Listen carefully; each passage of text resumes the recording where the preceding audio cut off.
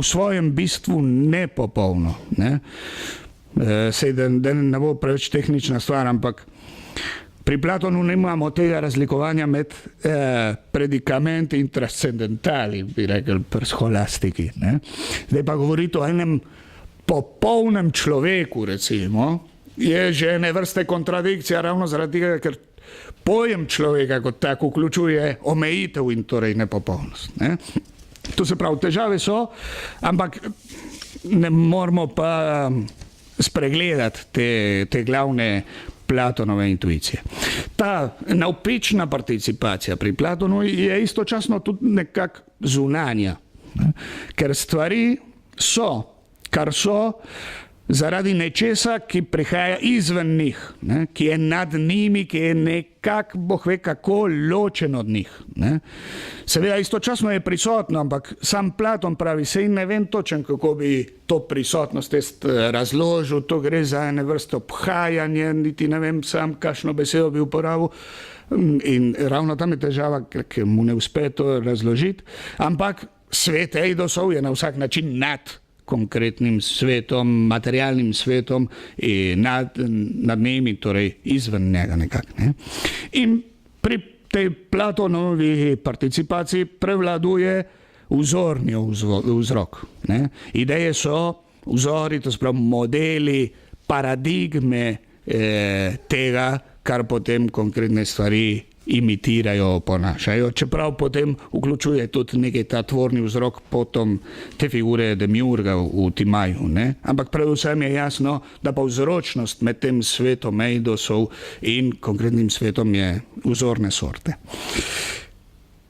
Aristotel po svoji strani, ne, pa ne rad uporablja besedo participacijo, prav v njegovi metafiziki prav, da so to prazne besede in poetične metafore. Ne? Vse lepo zgleda, ampak kadar je treba to pol razložiti, ne? Sam Platon ne zna, on ni znal, Pitagoriki že niso znali in zato besedo malokrat uporablja. Raje on govori o vzročnosti, o kauzalnosti. Če bi pa še tako, ne vem, če bi on dovolil, ne? Ampak če bi pa še tako radi govorili o neki aristotelski participaciji, imamo pa ravno sprva bi človek mislil nasprotne značilnosti. Aristotelska participacija, to se pravi vzročnost, ni navpična, temveč vodoravna, horizontalna. Ne? Nimamo te razlike med enim svetom idej in materialnim svetom, se pravi ni tega gor dol. Ne? Je predvsem vpliv svetnih, mislim, se je, ne, svetnih, da so iz sveta, svetnih biti nad drugimi prav tako svetnimi biti, to se pravi na horizontalnem nivoju, da so na istem nivoju. Ne. Če bi jaz Platona vprašal, zakaj sem jaz človek, bi on rekel, no sicer, ker si imitacija tega eidosa človeka, ki je v svetu idej in tako dalje in tako dalje. Če bi jaz Aristotela vprašal, zakaj sem jaz človek, bi pa rekel, no pač, ker sta tvoj oče in tvoja mama spadata človeški naravi. Ne? Če bi bil oče konj in mama kobila, pa bi bilo pa drugače, bi bil pa ti konj, ne človek, ker to gleda na tem horizontalnem nivoju. Ne? To se pravi, konj povzroči konja, človek povzroči človeka in pri tej participaciji potem tudi ni nič poniževanja. Ne? Konj, sin, recimo, ni nič manj konj, kot sta bila starša. Ne gre za eno imitacijo, ne gre za participacijo v tistem smislu. In Aristotel pa nekako gre narobe, gre iz ontologije v logiko. Ne? On bolj gre, da skuša pogledati, kako reči so, kako se reči dogajajo in potem od tam izumi te pojme, abstraktne pojme. To se pravi, je mnogo, recimo, dreves, to se pravi, te so nekako deležni, te drevesne oblike, te morfe, ne? In potom abstrakcije pridemo do spoznanja tega univerzala, ki pa kot tak ne obstoja sam na sebi, kot je Platon zamislil, temveč le v našem človeškem umu. In zato je aristotelska participacija tudi bolj notranje sorte. Ne? Kar nekaj je, ne zavisi od nečesa, ki je vzunaj, zavisi predvsem od nečesa, ki čeprav je prejet od drugega, stanuje v notranjosti bitja in ki je ta forma substantialis, ne? Oblika, podstatna oblika. Ne? To se pravi, ravno to nekako Aristotel ne sprejme od Platona, kako bi razlog tega, kar nekaj je, bilo zunaj tega, ne? Mora biti v njegovi intimni notranjosti. Glede pa povzročanja, če recimo statično gledamo, pri Aristotelu prevladuje nekako oblikovni vzrok, prav causa formalis, če pa dinamično gledamo, pa prevladuje tvorni vzrok. Ne? To se pravi, potem dejavnega vpliva vzrok komunicira drugemu eno repliko, eno kopijo, recimo lastne oblike in ima ta drug tudi isto formo v aristotelskem smislu. No, se pravi, to je nekako dolgočasna stvar,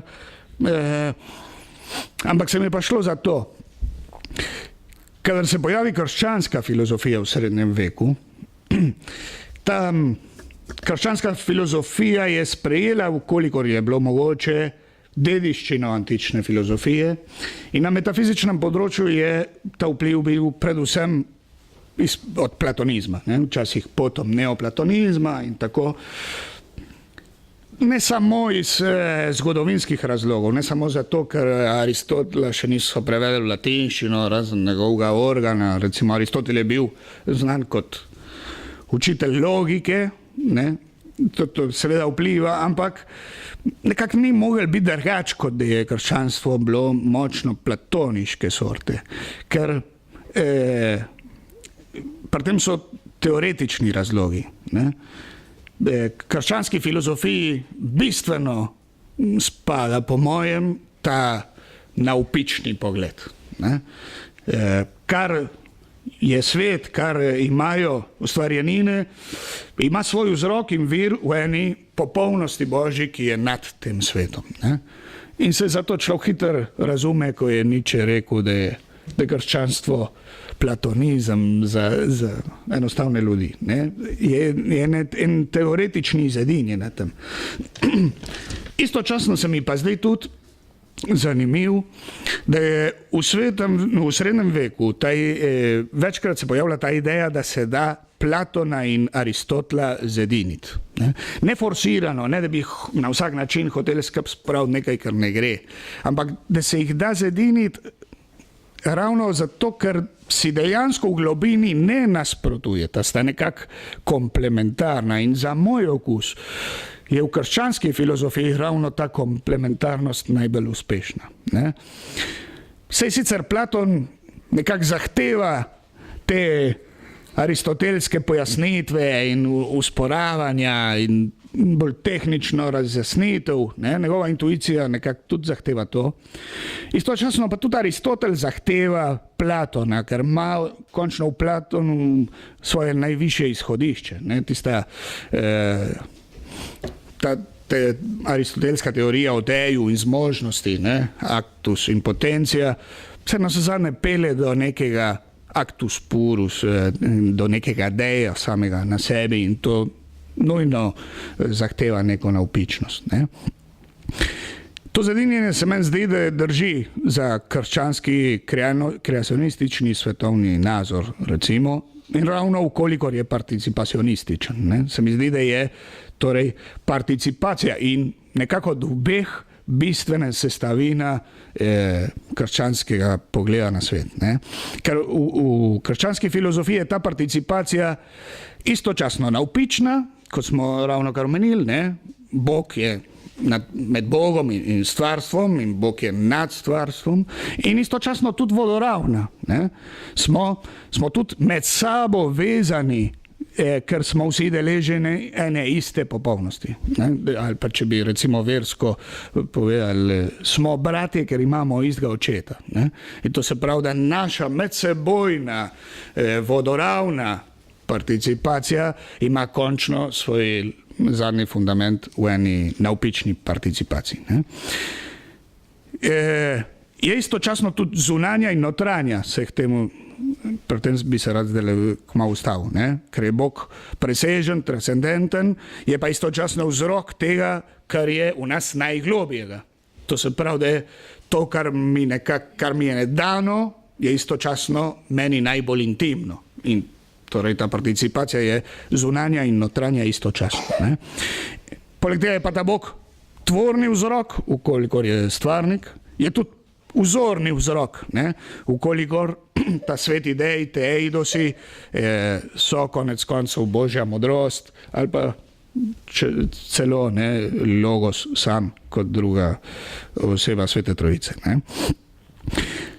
To hočem reči. V krščanski participaciji se mi zdi, da Platon zahteva Aristotela in Aristotel zahteva Platona in da če tega zedinjena ni, potem imamo ogromne možnosti, da zapademo v eno tako držo, ki ravno tej participaciji nasprotuje. Mislim, če vzamemo samo Platona brez tiste konkretne reference, brez tega, da bi počepili do konkretnih stvari, kar Aristotela označi, zdaj bi lahko nas to zapeljali v neke vrste racionalizem, končno v neke vrste idealizem in od tam v neke vrste monizem, ki nasprotuje participaciji. Če bi pa Aristotelu izčrpali vsega, kar ima platonskega, ki ima veliko, bi pa nazadnje to nas zapeljali do neke vrste empirizma in od tam do neke vrste materializma in tam do neke vrste ateizma, ki tudi nasprotuje participaciji. Meni se zdi, da je ravno participacija je ta po en stran nekako srednja možnost, ampak srednja možnost tako, da je različna od teh onih dveh imanentističnih možnosti, ki so monizem in ateizem. In ravno zato se mi zdi ta čuden naslov, da je participacija metafizična konstanta.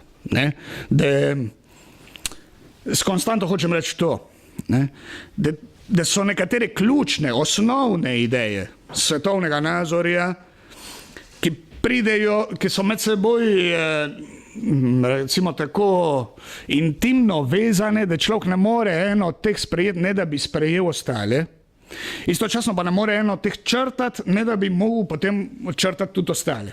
To je en par idej, ki pride skupaj v paketu, recimo. In ne morem reči, dobro, bom participacionist, pa ne bom sprejel recimo presežnega Boga. Ker to pač pride skupaj. Presežni Bog, participacija, naravni red, konzistenca, dobro, pri tem bi se rad dejansko ustavil, konzistenca končnega bitja in tako dalje. Če pa eno od teh črtam, se pa nekako cela ta druga struktura podre in moram tudi kratko malo črtati ostale. In zato, ta naj bi bil najbolj tehnični, se zdi del in morda najbolj dolgočasni del tega predavanja. V resnici, kar se mi je pa šlo, je, da bi skromno podal vsaj ene 3-4 misli, vsak od teh bi po vsebini zahtevala v resnici predavanje zase. Zato bi jih jaz rad predstavil predvsem kot iztočence za nadaljno razmišljanje, za to gre. Se ne zbiramo tukaj samo, da bi enega poslušali, ampak da bi, če se da, o tem potem še posebej osebno razmišlja. Prva iztočenca ali pa prva misel je ta, participacija, in jo jemljem že v tem krščanskem metafizičnem smislu, je istočasno prisotnost in razdalja. Ali, če hočete, podobnost in različnost, presenca in presežnost. To se pravi, mislim, pri odnošaju Boga, z ustvarjeninami. In ne na tak način, da bi bilo mal pa mal, temveč obe skrajno. Mislim to. Vse, kar najdemo v ustvarjenini pozitivnega, ima končno v Bogu svoj vzrok in je odsev Božje vse popolnosti in v tem smislu je Bog pri vseh stvarih prisoten. Ampak istočasno je pa Božja popolnost neskončna, kar pomeni, da je razdalja med ustvarjenino in Bogom neizmerna, neskončna. Ne? In je oboje istočasno. Bog je intimno prisoten v stvarih, je pa tudi neskončno oddaljen, če hočemo reči, pa vsaj neskončno različen. Ne? Če pa, in ravno tukaj gre za ene čudne vrste ravnotežja, ne? Misterični ravnotežje, ker človek večkrat mislimo tako, ali na črno ali pa belo, ne? Ali je samo prisotnost, ali je samo razdalja. Ideja participacije ni, da bi bila vmes, ravno zaradi tega, ker sem prej povedal, ni, da bi bilo malo pa malo, ni ene vrste sivina, je ena barvasta, drugačna reč. Ne? Če pa vzamemo samo prisotnost Božjega v stvareh, potem, če to peljemo do skraja, pademo v to identifikacijo. Ne? Bog in svet sta nazadnje ista stvar in to pomeni, da konec koncev ni konkretnih posameznih bitij, temveč da vsa ta bitja so dejansko samo en trenutek, en del enega splošnega bitja in tako naprej. To se pravi, če imamo samo prisotnost brez razdalje, pa idemo v monizem, ne? Ali ne bo panteistične sorte, ali pa kakršne ne bo. Če pa samo podčrtamo presežnost, drugačnost in jo speljemo do kraja, dobro, potem pa ta razdalja postane konec koncev odsotnost. Ne? Pok je tako daleč, da ga navsezadnje ni. In imamo pa ateistično varianto. Ne? Ampak dejansko se ta monizem in ateizem v svoji skrajnosti recimo prideta skupaj. Ne? Kajti če je vse Bog, ja potem dejansko Boga kot takega ni. Ne? Zato ni čuden, da iz monističnih ali pa panteističnih avtorjev prihajajo z lahkoto drugi ateistični učenci. Ne? In to se lahko zgodi tudi recimo pri naši izkušnji krščanstva.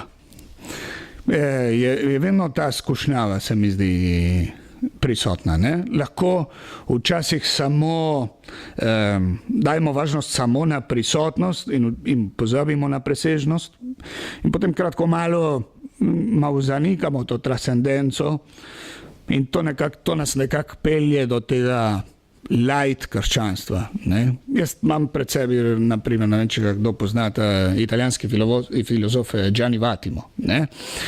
To je ne vrste postmoderno krščanstvo. Ne?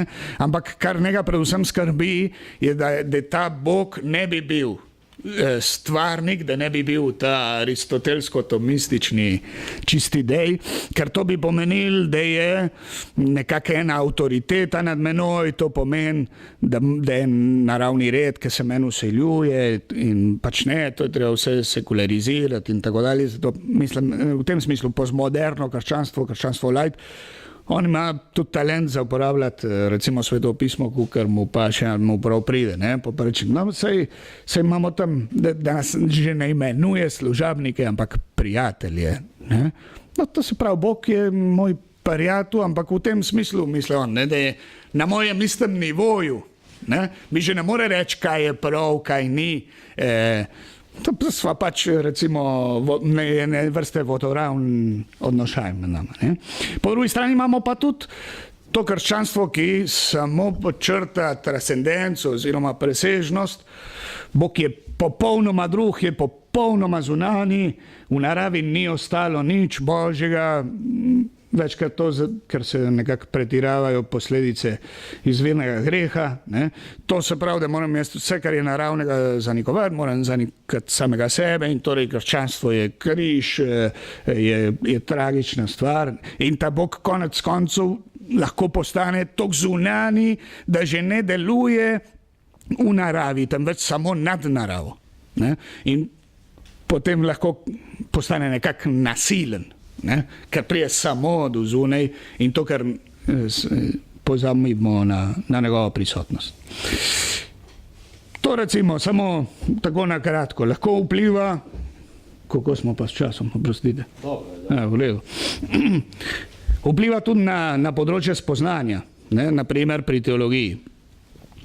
Če imamo pred seboj samo prisotnost in pozabimo na presežnost, potem zapademo v samo pozitivno teologijo, ki pa pač postane takoj antropomorfična, zniža Boga na nivo naših pojmov, tega, kar moramo mi, recimo tako racionalistična teologija, to zmanjšamo, da ja pride noter v zmožnosti našega spoznanja. Če pa samo trdimo presežnost in pozabimo na prisotnost, je pa tudi lahko ene vrste, kako bi rekel, zdaj sem to besedo uporabljal 3 minute nazaj, exageracion, to ne mi boš ti pomagal. Pritirjavanje negativne teologije. Zdaj, če je teologija samo negativna, je pa ta skušnjava. Če je res samo negativna in potem prijemo do tega zaključka, da se o Bogu res ne da nič reči, ja, potem pa nič tudi. Potem ne moramo niti o njem reči, da se ne more o njem nič reči. In meni se zdi, da bi tako izključno negativna teologija lahko zapeljala do svoje vrste agnosticizma. Medtem ko pa participacija pa ravno govori o analogiji. To se pravi, da Boga spoznavamo na teološkem in tudi na naravnem področju, potom analogije, da je ena analogija v spoznanju ravno zaradi tega, ker je sprva ena analogija v bitju. Da so stvari, ustvarjenine participirajo od Boga, pomeni, da so mu zelo omejeno, ampak vendar podobne. In to se pravi, da te popolnosti, ki niso popolne, v resnici, ki jih najdemo v ustvarjeninah, nas nekako lahko peljejo k temu, da Boga zelo omejeno in predvsem negativno je res, ampak da ga vsaj lahko na kakšen način malo spoznamo in lahko na kakšen način o njem sploh govorimo. Marsikdaj se to pozabi, ampak recimo pri svetem Tomažu je zelo jasno prvenstvo negativne teologije. Ima več takih krajev, kjer to omenja. In dejansko je negativna teologija ima svojo